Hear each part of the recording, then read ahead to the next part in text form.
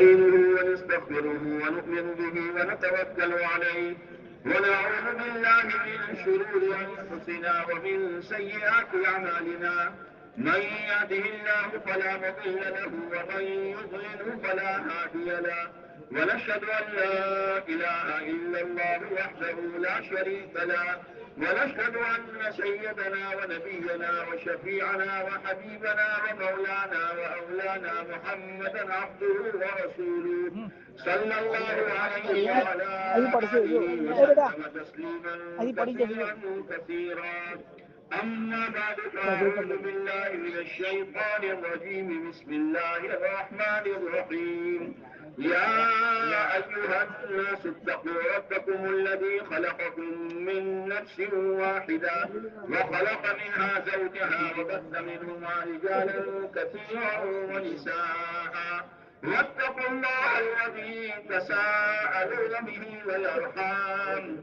إن الله كان عليكم رقيبا وقال الله تبارك وتعالى يا أيها الذين آمنوا اتقوا الله حق تقاته ولا تموتن إلا وأنتم مسلمون وقال الله تبارك وتعالى يا أيها الذين آمنوا اتقوا الله وقولوا قولا سديدا يصلح لكم أعمالكم ويغفر لكم ذنوبكم ومن يطع الله ورسوله فقد فاز فوزا عظيما وقال رسول الله صلى الله عليه وسلم النكاح من سنتي وفي رواية فمن رغب عن سنتي فليس مني أو كما قال عليه الصلاة والسلام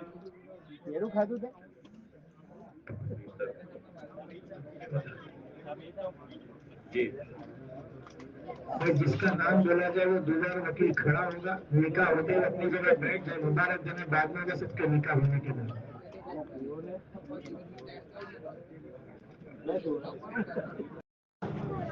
بولو نا ولیمہ کرنا سنت لڑکی کے ذمہ کوئی کام نہیں ہے یہ مشابہت آ گئی ہے کہ لڑکی والے سے جہیز مانگا جاتا ہے لا الہ الا اللہ جس نے تجھ کو اپنے کلیجے کا ٹکڑا دیا تو اس سے چیزوں مانگتا ہے سامان مانگتا ہے ٹھگرے مانگتا ہے جہیز اسلامی چیز نہیں ہے یہ رسم ہمارے نکاح میں آ رہی ہے اور نکاح میں رسم آئی تو برکت گئی اور نکاح کی برکت کے تین ہیں پہلی برکت میاں بیوی میں چین سکون راحت میاں بیوی کو دے دے بیوی میاں کو دے دے تو خوش ہو جائے قرآن کہتا ہے لتسکنوا الیہا آگے قرآن کہتا ہے وجعل بینکم مودۃ ورحمہ لوگوں اللہ نے میاں بیوی کے درمیان میں محبت رکھی ہے اور خیر خواہی بھی رکھی ہے محبت کی ضرورت پڑتی ہے جوانی میں اور خیر خواہی کی ضرورت پڑتی ہے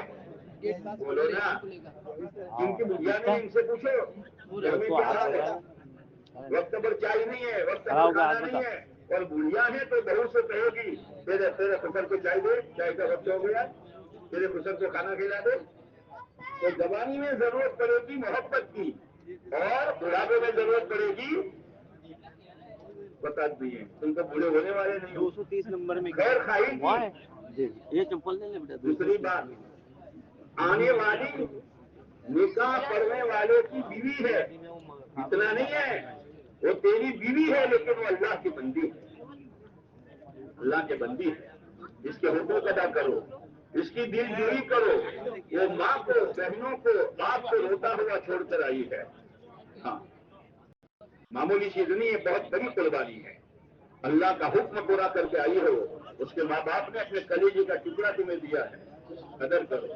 19-20 ہو جائے برداشت کر لو اسی لیے میں دونوں سے کہتا ہوں کہ تم نکاح کے دن خالی بیوی کو قبول مت کرو اس کے سارے نخروں کو بھی قبول کر لو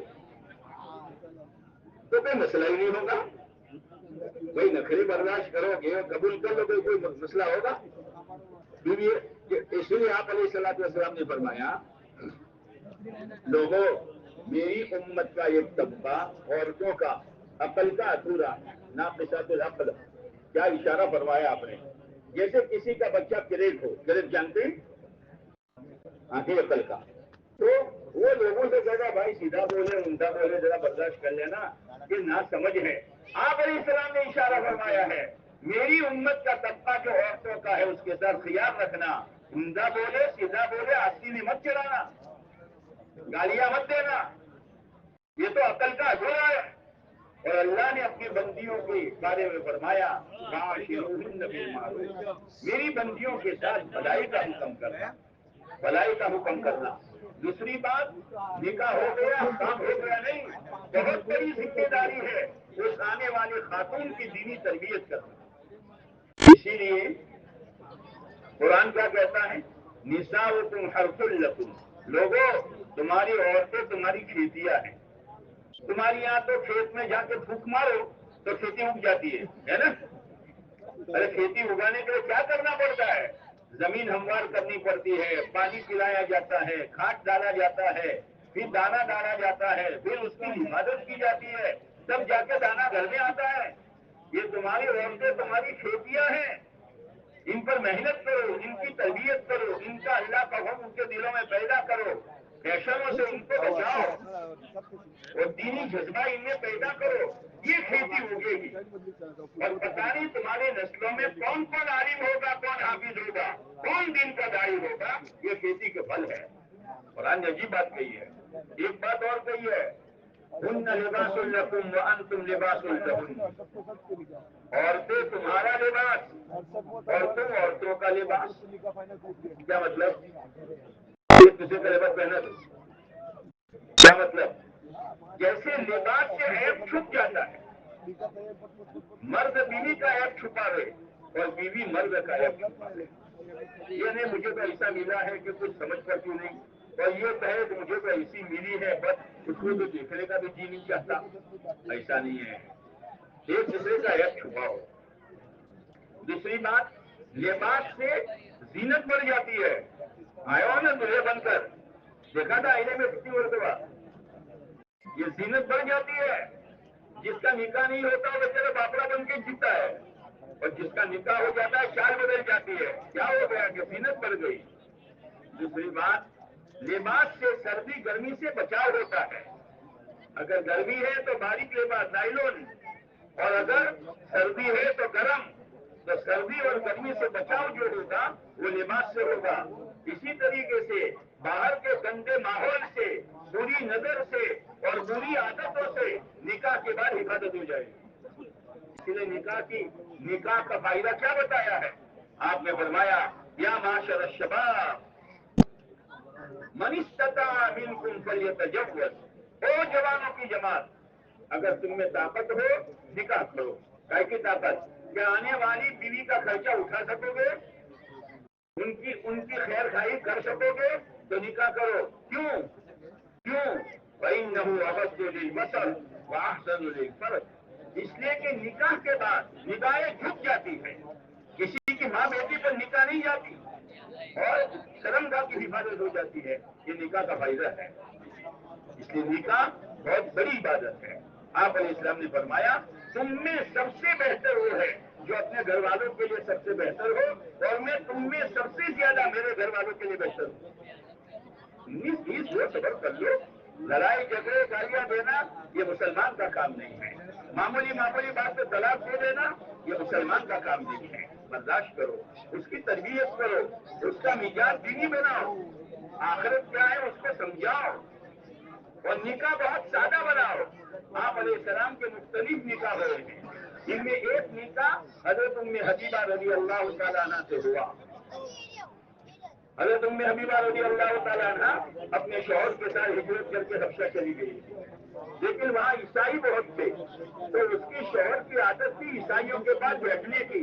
تو میرے بھائیوں اپنی بیٹھکوں کو صحیح کرو, ورنہ بیٹھک کا اثر آئے بغیر نہیں رہے گا. اسی لیے آپ علیہ السلام نے فرمایا نیک لوگوں کی بیٹھک ایسی ہے جیسے خوشبو بیچنے والا. اگر خوشبو بیچنے والے کے بعد آپ چلے گئے پرفیوم کی خوشبو آئے گی, اگر وہ کھایا نہ دے تو نہ دے, لیکن خوشبو تو آئے گی نا. ارے بولو نہیں یار. اور اگر برے لوگوں کی صحبت اختیار کی, آپ نے فرمایا ایسی ہے جیسے لوہار کی بھٹی. لوہار کی بھٹی میں خوشبو آئے گی. لوہار کی بھٹی میں ہر وقت خطرہ, کب چنگاری بدن پر آئے، کب چنگاری کپڑے پر آئے، یہ مثال دیا آپ علیہ السلام نے. تو وہ اپنے حبیبہ رضی اللہ تعالیٰ عنہ کا شوہر عیسائیوں کے بعد اس نے بیٹھنا شروع کیا. بیٹھتے بیٹھتے وہ عیسائی ہو گئے. اس لیے اپنی بیٹھکوں کو صحیح کرو. اسی لیے کہا جاتا ہے کہ آدمی اپنے دوستوں سے پہچانا جاتا ہے. کبوتر با کبوتر، باز با باز. کبوتر کبوتر کے ساتھ اڑے گا اور باز باز کے ساتھ اڑے گا. کبھی کبوتر اور کبا ساتھ میں اڑتے. اب نکاح ٹوٹ گیا، شریعت کی ختم ہو گئی بات. تو آپ علیہ الصلوۃ والسلام نے حضرت نجاشی جو بادشاہ تھے وہ ایمان لے آئے تھے، ان پر خبر بھیجی. نجاشی تم نے حبیبہ سے میرا نکاح کر دو. آپ مدینہ منورہ میں ہے اور نکاح ہر شاہ میں ہو رہا ہے. اتنا نکاح آسان ہے. نکاح ہو گیا. حضرت صفیہ رضی اللہ تعالیٰ عنہ سے نکاح ہوا. آپ سفر میں ہیں، پورا مجمع ہے. حضرت صفیہ تو باندھی تھی، آپ کے حصے میں نہیں آئی تھی، ایک دوسرے صحابی کے حصے میں آئی تھی. وہ صحابی رضی اللہ تعالیٰ عنہ نے آپ کو ہدیہ کر دیا. آپ نے اس کو آزاد کر کے حضرت صفیہ سے نکاح کیا. پورے مجمع کو بھی معلوم نہیں. نکاح بہت سادہ ہے، یہ خرچ کی چیز نہیں ہے. ولیمہ بہت سادہ، آپ نے مختلف طریقوں سے ولیمہ کیا ہے. اس لیے میرے بھائیوں، شادیوں کے رسومات سے بچاؤ. آنے والی بچی پر ظلم زیادتی سے بچاؤ. اس کو دین سمجھاؤ، اس کو شریف پردہ سمجھاؤ، اس کو نماز کا پابند بناؤ. اس لیے کہ پھل آنے والے ہیں اس سے، اور وہ پھل کون ہے؟ نیک اولاد ہے. اس لیے ابھی جیسے سنجیدگی کے ساتھ بیٹھے ہو، نکاح کے بعد ایسے ہی رہنا.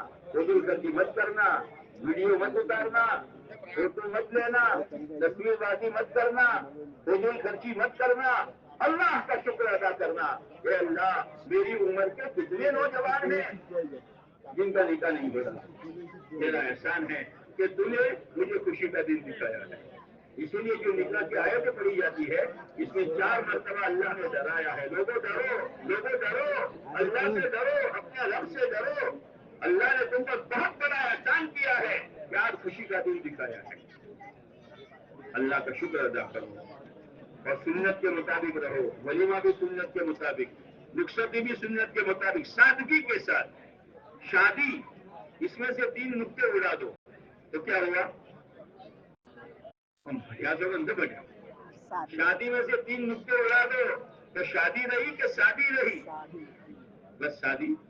سادگی کے ساتھ رہو. اللہ تعالیٰ حضرات کی نکاح کو بہت قبول فرمائے. الحمدللہ. الحمد